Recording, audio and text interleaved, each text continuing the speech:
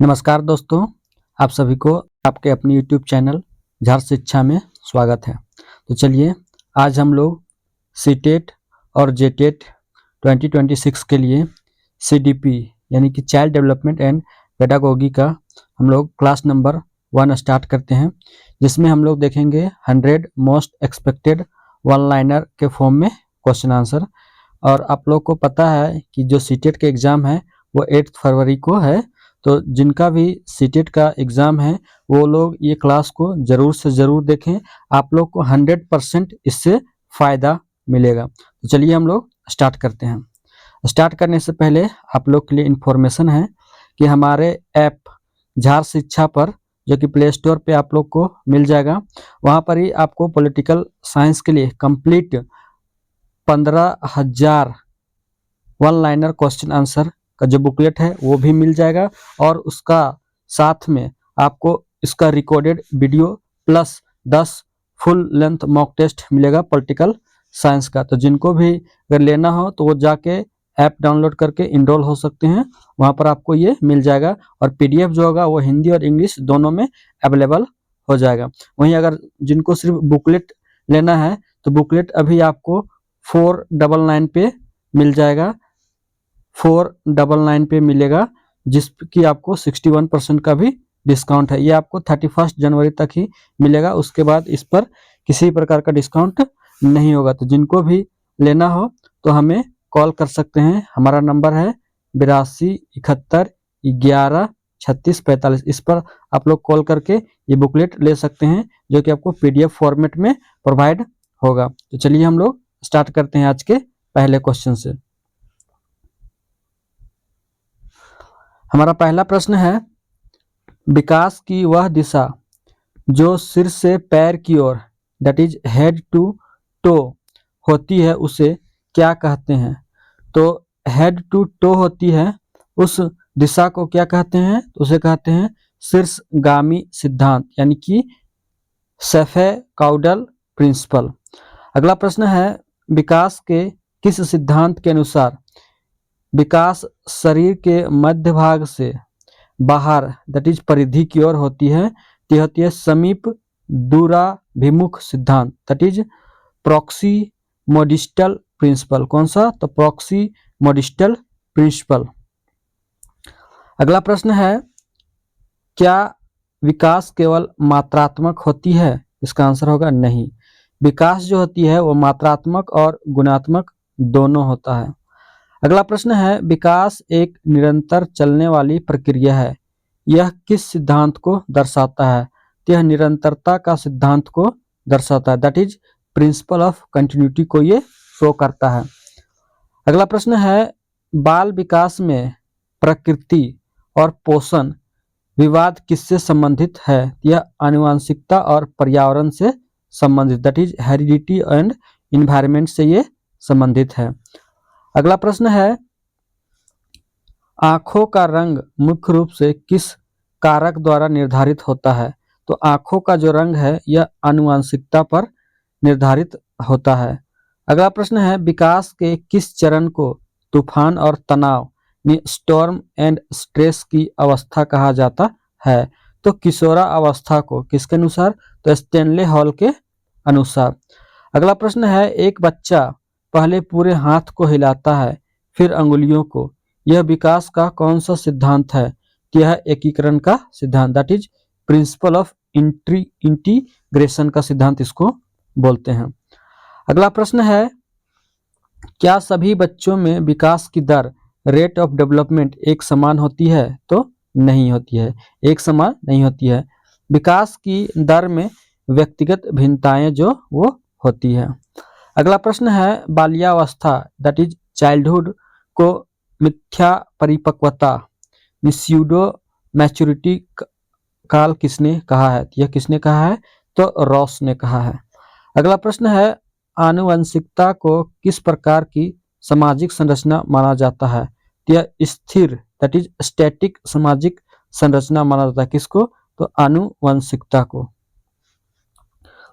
अगला प्रश्न है, मानव विकास किन दो कारकों की उपज है? तो किन दो कारकों की उपज है? तो वंशानुक्रम और वातावरण की अंतःक्रिया की उपज है। अगला प्रश्न है प्रारंभिक बाल्यावस्था यानी अर्ली चाइल्डहुड भाषा अर्जन के लिए कैसी अवधि है? यह अति संवेदनशील अवधि है। कैसी है? तो अति संवेदनशील यह अवधि, that is sensitive and critical है। अगला प्रश्न है विकास का वर्तालुकार स्पाइरल होने का क्या अर्थ है? इसका अर्थ है विकास रेखीय न होकर आगे पीछे बढ़ते हुए परिपक्वता की ओर जाता है। अगला प्रश्न है स्थूल गत्यात्मक कौशल यानी ग्रोस मोटर स्किल का एक उदाहरण क्या है? इसका उदाहरण है दौड़ना या फुटबॉल को किक मारना। अब हम देखते हैं खंड 2 में सामाजिकरण की प्रक्रिया, दैट इज सोशलाइजेशन प्रोसेस के महत्वपूर्ण प्रश्नों को। इसमें पहला प्रश्न है बच्चों के सामाजिकरण का प्राथमिक कारक कौन है? तो प्राथमिक कारक कौन है? तो परिवार है। अगला प्रश्न है विद्यालय और मीडिया सामाजिकरण के किस स्तर के कारक हैं? ये द्वितीयक स्तर के कारक हैं, दैट इज सेकेंडरी एजेंट हैं। अगला प्रश्न है सहकर्मी समूह का समाजीकरण में क्या महत्व है? तो सहकर्मी समूह का समाजीकरण में क्या महत्व है? यह बच्चों में सहयोग और सामाजिक कौशल विकसित करता है। क्या करता है? तो बच्चों में सहयोग और सामाजिक कौशल विकसित करता है। बच्चे दुनिया के बारे में अपनी समझ का सृजन स्वयं करते हैं। यह विचार किसका है? यह विचार किसका है? यह जीन पियाजे का है। अगला प्रश्न है समाजीकरण की प्रक्रिया में पुनर्बलन और दंड का प्रभाव किस सिद्धांत पर आधारित है? यह व्यवहारवाद पर आधारित है। किस पर? यह व्यवहारवाद पर आधारित है। अगला प्रश्न है पियाजे, कोहलबर्ग और वाइगोत्स्की के महत्वपूर्ण प्रश्नों को हम लोग देखते हैं। में पहला प्रश्न है पियाजे के अनुसार वस्तु स्थायित्व ऑब्जेक्ट परमानेंस का गुण किस अवस्था में आता है? तो ऑब्जेक्ट परमानेंस का गुण जो है वो किस अवस्था में आता है? यह संवेदी गामक अवस्था में आता है, दैट इज 0 से 2 वर्ष के स्टेज के बीच ये आता है। अगला प्रश्न है जीवाद या निर्जीव वस्तुओं को सजीव समझना पियाजे की किस अवस्था की विशेषता है? तो किस अवस्था की विशेषता है? तो पूर्व संक्रियात्मक अवस्था की, यानी कि प्री ऑपरेशनल स्टेज की यह मुख्य विशेषता है। अगला प्रश्न है किस अवस्था में बच्चा तार्किक रूप से वस्तुओं और घटनाओं के विषय में चिंतन प्रारंभ करता है? तो किस अवस्था में प्रारंभ करता है? तो मूर्त संक्रियात्मक अवस्था में चिंतन प्रारंभ करता है, that is concrete operational stage में। अगला प्रश्न है पियाजे के अनुसार स्कीमा में नई जानकारी जोड़ने को क्या कहते हैं? तो नई जानकारी जोड़ने को क्या कहते हैं? तो आत्मसातकरण, दैट इज असिमिलेशन कहते हैं। अगला प्रश्न है जब बच्चा अपनी पुरानी स्कीमा में परिवर्तन करता है ताकि नई जानकारी फिट हो सके तो इसे क्या कहते हैं? इसे समायोजन कहते हैं, दैट इज एकोमोडेशन कहते हैं। क्या कहते हैं? तो एकोमोडेशन कहते हैं। अगला प्रश्न है लेव वाइगोत्स्की ने बच्चों के संज्ञानात्मक विकास में किसे सबसे महत्वपूर्ण माना है? तो किसे सबसे महत्वपूर्ण माना है? तो सामाजिक संपर्क और भाषा को सबसे महत्वपूर्ण माना है, that is social interaction and language को महत्वपूर्ण माना है। अगला प्रश्न है वाइगोत्स्की के अनुसार वह कार्य जो बच्चा स्वयं नहीं कर सकता लेकिन सहायता से कर सकता है उसे क्या कहते हैं? तो उसे क्या कहते हैं? तो उसे समीपस्थ विकास का क्षेत्र, यानी कि जोन ऑफ प्रॉक्सिमल डेवलपमेंट कहते हैं। अगला प्रश्न है पाढ़ या ढांचा का क्या अर्थ है? तो इसका अर्थ है सीखने में वयस्कों द्वारा दी जाने वाली अस्थायी सहायता। क्या होता है? तो सीखने में वयस्कों द्वारा दी जाने वाली अस्थायी सहायता को ही पाढ़ या ढांचा कहते हैं। अगला प्रश्न है कोहलबर्ग के नैतिक विकास के किस स्तर पर नैतिकता दंड और आज्ञा पालन द्वारा निर्धारित होती है? तो कोहलबर्ग के नैतिक विकास के किस स्तर पर होती है? तो पूर्व परंपरागत स्तर, that is pre conventional level पर होती है। अगला प्रश्न है अच्छा लड़का या अच्छी लड़की, अच्छा लड़का या अच्छी लड़की, दैट इज गुड बॉय या गुड गर्ल, अभिविन्यास कोहल वर्ग के किस स्तर में आता है? यह परंपरागत स्तर में, दैट इज कन्वेंशनल लेवल पर आता है। अगला प्रश्न है, कोहल वर्ग के अनुसार नैतिक विकास का सर्वोच्च स्तर कौन सा है जहां व्यक्ति सार्वभौमिक सिद्धांतों का पालन करता है? तो कौन सा है? तो सार्वभौमिक नैतिक सिद्धांत अभिविन्यास है। कौन सा? तो सार्वभौमिक नैतिक सिद्धांत अभिविन्यास है। अगला प्रश्न है, वाइगोत्स्की के अनुसार निजी वाक क्या दर्शाता है? तो निजी वाक क्या दर्शाता है? तो यह बच्चे को अपने व्यवहार और सोच को विनियमित करने में मदद करता है। क्या करता है? तो बच्चे को अपने व्यवहार और सोच को विनियमित, दैट इज रेगुलेट करने में मदद करता है। अगला प्रश्न है, प्याजे की औपचारिक संक्रियात्मक अवस्था यानी फॉर्मल ऑपरेशनल स्टेज की मुख्य विशेषता क्या है? इसकी मुख्य विशेषता है अमूर्त चिंतन और निगमनात्मक तर्क यानी कि abstract thinking and deductive reasoning. अगला प्रश्न है, संरक्षण की कमी प्याजे की किस अवस्था में पाई जाती है? यह पूर्व संक्रियात्मक अवस्था यानी कि प्री ऑपरेशनल स्टेज में पाई जाती है। अगला प्रश्न है, कैरल गिलिगन ने कोहल वर्ग के सिद्धांत की आलोचना किस आधार पर की थी? तो किस आधार पर की थी? तो लैंगिक पूर्वाग्रह के आधार पर की थी। महिलाओं के देखभाल के नैतिकता परिप्रेक्ष्य की उपेक्षा के संदर्भ में यह आलोचना की गई थी। किसके द्वारा? तो कैरल गिलिगन के द्वारा की गई थी। अब हम देखते हैं बाल केंद्रित और प्रगतिशील शिक्षा के महत्वपूर्ण प्रश्नों को। पहला प्रश्न है, प्रगतिशील शिक्षा दैट इज प्रोग्रेसिव एजुकेशन के जनक कौन माने जाते हैं? तो जॉन डीवी जो हैं वह प्रगतिशील शिक्षा के जनक माने जाते हैं। अगला प्रश्न है, बाल केंद्रित कक्षा में अधिगम कैसा होना चाहिए? तो अधिगम जो होना चाहिए वह अनुभवजन्य और सक्रिय, दैट इज एक्सपेरिमेंटियल एंड एक्टिव होना चाहिए। अगला प्रश्न है, शिक्षा का अधिकार अधिनियम 2009 के अनुसार शिक्षक के लिए प्रति सप्ताह न्यूनतम कार्य घंटे कितने हैं? तो कितने हैं? तो यह 45 घंटे हैं, तैयारी के घंटों सहित 45 घंटे। अगला प्रश्न है, प्रगतिशील शिक्षा में करके सीखना लर्निंग बाय डूइंग पर जोर क्यों दिया जाता है? तो जोर क्यों दिया जाता है? क्योंकि बच्चे सक्रिय भागीदारी से बेहतर सीखते हैं। क्या? तो सक्रिय भागीदारी से बच्चे जो होते हैं वो बेहतर सीखते हैं।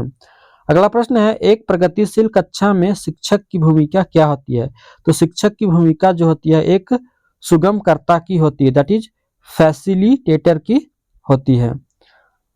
अगला प्रश्न हम देखते हैं बुद्धि निर्माण और बहुआयामी बुद्धि के महत्वपूर्ण प्रश्नों को। हार्वर्ड गार्नर के बहुबुद्धि सिद्धांत मल्टीपल इंटेलिजेंस थ्योरी के अनुसार खुद को समझने की क्षमता क्या कहलाती है? तो खुद को समझने की क्षमता क्या कहलाती है? तो अंतः वैयक्तिक बुद्धि, दैट इज इंट्रापर्सनल इंटेलिजेंस कहलाती है।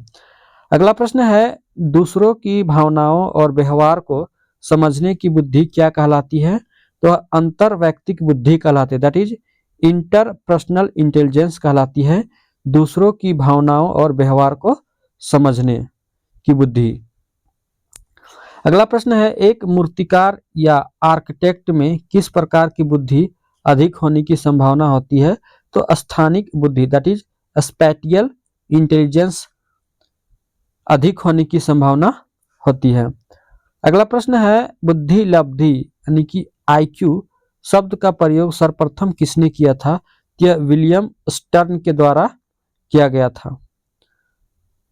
अगला प्रश्न है, स्टर्नबर्ग का त्रितंत्रीय सिद्धांत यानी कि ट्राइआर्किक थ्योरी में कौन सी 3 बुद्धियां शामिल है? तो कौन सी है?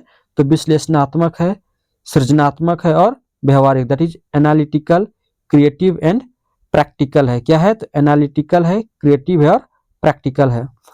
अगला प्रश्न है, भाटिया बैटरी टेस्ट किस मापन के लिए प्रयोग किया जाता है? तो यह बुद्धि दैट इज इंटेलिजेंस के लिए प्रयोग किया जाता है। अगला प्रश्न है, क्या बुद्धि एक एकल इकाई है? तो इसका आंसर है नहीं। समकालीन सिद्धांतों के अनुसार बुद्धि जो है यह बहुआयामी है, दैट इज मल्टी डायमेंशनल है। अगला प्रश्न है, क्रिस्टलीकृत बनाम तरल बुद्धि that is crystallize versus fluid intelligence का संप्रत्यय किसने दिया? यह रेमंड कैटल के द्वारा दिया गया। किसके द्वारा? तो रेमंड कैटल के द्वारा दिया गया। अगला प्रश्न है, सामान्य और विशिष्ट बुद्धि का द्विकारक सिद्धांत किसने दिया? यह स्पीयरमैन के द्वारा दिया गया। किसके द्वारा? तो स्पीयरमैन के द्वारा दिया गया। अगला प्रश्न है, औसत बुद्धि वाले बच्चे का आईक्यू स्तर कितना होता है? तो औसत बुद्धि वाले बच्चे का आईक्यू स्तर जो होता है वह 90 से 109 के बीच होता है। कितना होता है? तो 90 से 109 के बीच होता है। अब हम देखते हैं भाषा और विचार के महत्वपूर्ण प्रश्नों को। पहला प्रश्न है, भाषा विचार से पहले आती है, यह मत किसका है? तो भाषा विचार से पहले आती है, यह लेव वाइगोत्स्की का है। वहीं दूसरा है कि विचार जो है भाषा से पहले आता है, यह मत किसका है? यह जीन पियाजे का है। किसका है? तो जीन पियाजे का है। याद रखिएगा, कंफ्यूजन मत कीजिएगा। पहले भाषा जो है वो विचार से पहले आती है, ये लेव वाइगोत्स्की का है, और विचार जो है वो भाषा से पहले आती है, यह जीन पियाजे का है। अगला प्रश्न है, नोम चोम्स्की के अनुसार मानव मस्तिष्क में व्याकरण सीखने की क्षमता कैसी होती है? यह जन्मजात होती है, भाषा अर्जन यंत्र के कारण। अगला प्रश्न है, भाषा के अर्थ की सबसे छोटी इकाई क्या है? यह रूपीम है। क्या है? तो रूपीम है। अगला प्रश्न है, भाषा की ध्वनि की सबसे छोटी इकाई क्या है? यह है स्वनिम है। क्या है? तो यह स्वनिम है। अगला प्रश्न है, टेलीग्राफिक स्पीच किस आयु वर्ग में देखी जाती है? तो टेलीग्राफिक स्पीच जो है यह 1.5 से 2.5 वर्ष के बीच देखी जाती है, जिसको बोलते हैं टोडलर अवस्था। अब हम देखते हैं लिंग एक सामाजिक संरचना के महत्वपूर्ण प्रश्नों को। पहला प्रश्न इसमें, लिंग दैट इज जेंडर और सेक्स में क्या मुख्य अंतर है?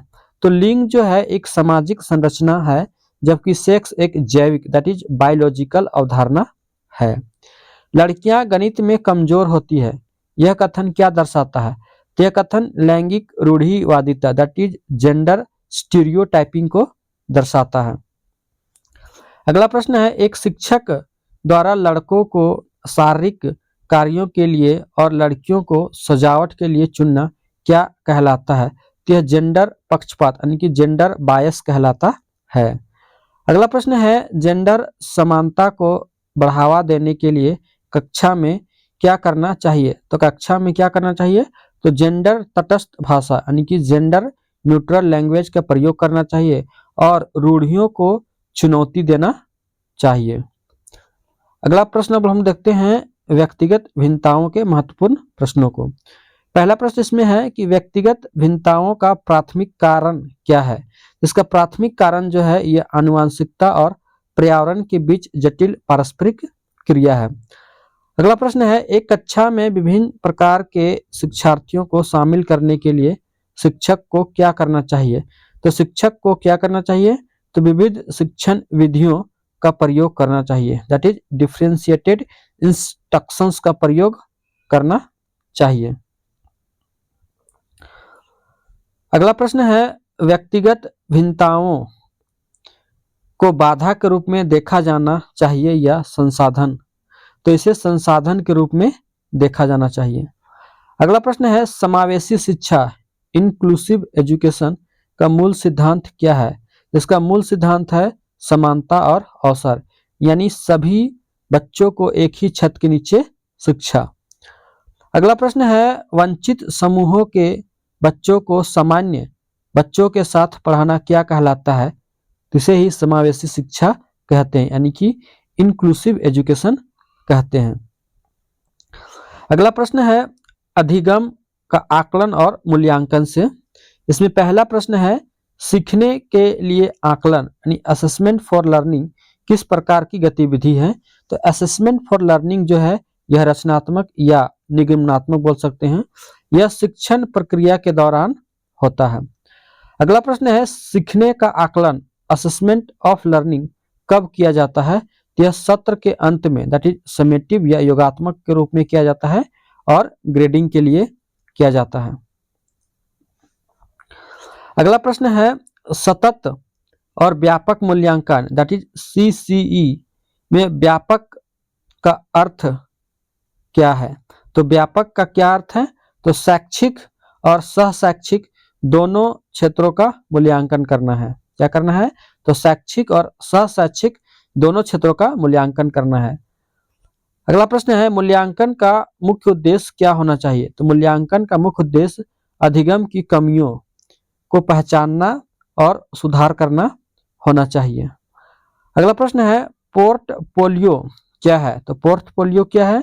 तो समय की एक निश्चित अवधि में विद्यार्थियों के कार्यों का संग्रह को ही पोर्टफोलियो कहते हैं। अगला प्रश्न है, मानकीकृत परीक्षणों की मुख्य आलोचना क्या है? तो मानकीकृत परीक्षणों की मुख्य आलोचना क्या है? तो वे बच्चों की विविधता और व्यक्तिगत बारीकियों को ठीक से नहीं पकड़ पाते। अगला प्रश्न है, रूबिक्स का उपयोग किसके लिए किया जाता है? यह छात्रों के काम के आकलन के लिए स्पष्ट मानदंड प्रदान करने हेतु किया जाता है। अगला प्रश्न है, कक्षा में प्रश्न पूछना किस कौशल को बढ़ावा देना है? तो किस कौशल को बढ़ावा देना है? तो समालोचनात्मक चिंतन दैट इज क्रिटिकल थिंकिंग को बढ़ावा देना है। अगला प्रश्न है, क्या होगा यदि प्रकार के प्रश्न किस तरह के चिंतन को बढ़ावा देते हैं? तो यह अपसारी चिंतन दैट इज डाइवर्जेंट थिंकिंग को बढ़ावा देते हैं। अगला प्रश्न है, खुली अंत वाले प्रश्न यानी ओपन इंडेड क्वेश्चंस क्यों महत्वपूर्ण है? तो क्यों महत्वपूर्ण है? तो ये बच्चों को विस्तृत उत्तर देने और अपनी सोच व्यक्त करने का अवसर देते हैं।